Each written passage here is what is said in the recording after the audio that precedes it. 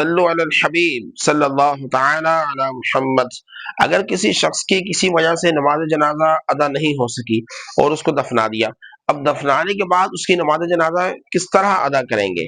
تو یاد رہے اس طرح کا مسئلہ اس صورت میں پیش آ سکتا ہے جب نماز جنازہ تو ادا کر لی تھی، لیکن بعد میں معلوم ہوا کہ امام صاحب جنہوں نے نماز جنازہ پڑھائی ہے وہ بے وضو تھے، یا پھر کسی بد مذہب شخص نے نماز جنازہ پڑھا دی تو جس کی وجہ سے نماز جنازہ ہوئی ہی نہیں۔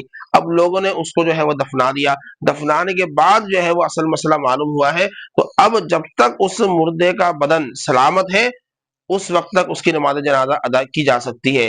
تو یہ کیسے پتہ چلے گا کہ اس کا بدن سلامت ہے یا نہیں؟